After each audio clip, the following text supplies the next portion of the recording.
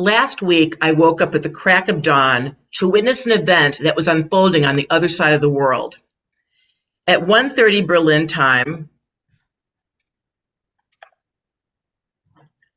I turned on my computer and I saw this man kneeling in front of the sidewalk over these 9 stones on Max Straße, each engraved with the names of my family members. My grandfather Alexander, my grandmother Ilona, my uncle Alphonse, my aunt Senta, my mother Gertrude, my aunt Ruth, my aunt Renee, my aunt Judith, and my aunt Bela. This sidewalk is in front of the last place they lived before they were forced to leave during World War II because they were Jewish. Here is a photo of the 7 of them at the 40th anniversary of their arrival here in the United States. Mr. Toastmaster, fellow Toastmasters, and most welcome guest. Tonight I'm going to be talking about 3 events that memorialize my family history.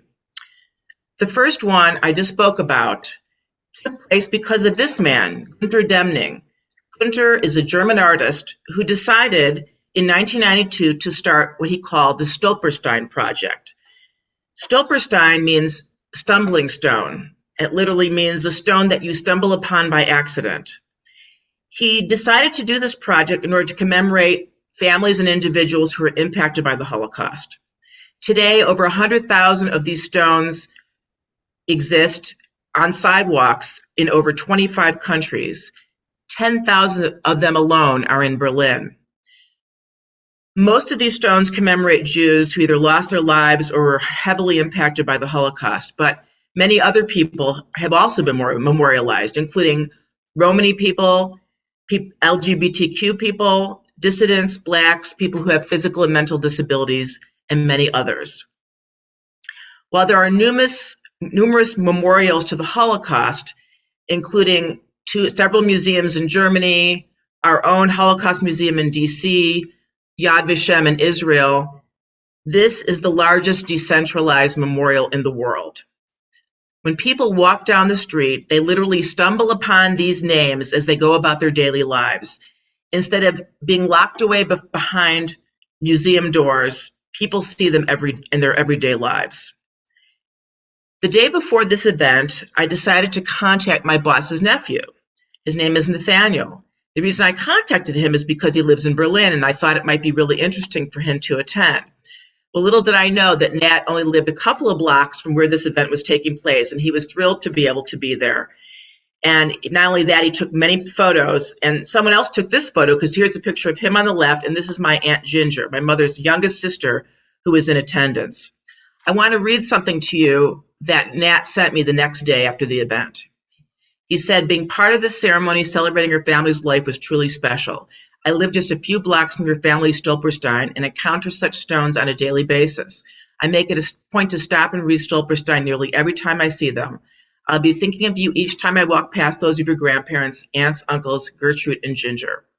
While my mother couldn't be there, obviously Ginger was there, and she was also there with her 2 daughters, Jennifer and Beth. My cousin Ravi flew in from Berlin, and I also had a second cousin there, Petra, who was there with her mother Doris and her 2 children. Beth is the one that did the research in order to make this happen, and both her and my Aunt Ginger spoke passionately about our family history. But this would be only one of the commemorations that took place in my family in the last several years. This was another one.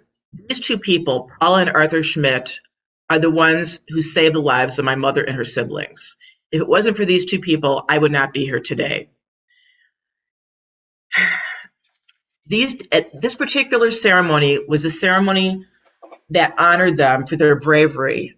They were honored as righteous among the nations. This is a specific designation that is given by the Holocaust Museum only to those who are most deserving. And amazingly, I don't know how we found him, but this is one of Arthur Schmidt's descendants. It's actually his grandson, whose name is also Arthur Schmidt, receiving that honor on that day. This honor would never have taken place without my Uncle Alphonse, blessed be his memory. He passed away 2 years before this event, and if it wasn't for his devoted research to making sure that these two people were honored, it probably wouldn't have taken place. But he was able to put together all the necessary paperwork.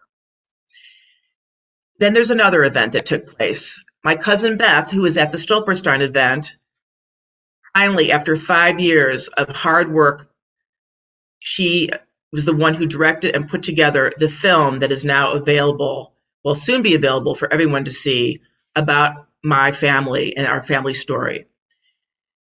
This story is about my grandmother Lena on the left and my grandfather Alexander, and the rest of our family story. But it starts out this way. My grandfather left his home in Paderborn, Germany, to travel to sell umbrellas across Europe. He ended up in Hungary and he met my grandmother.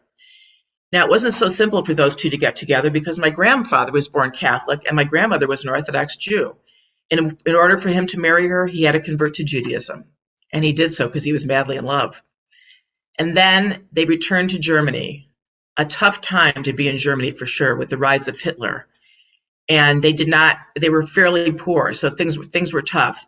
They moved to Berlin, they had their 7 children, and they raised them. Now, even though they were poor, my grandmother still went out of her way to help other people, particularly other Jews who were struggling and who needed to get out of Germany. And it's very likely because of that she lost her life. She worked as part of the Jewish underground, and she was ultimately arrested and sent to Auschwitz, where she was murdered.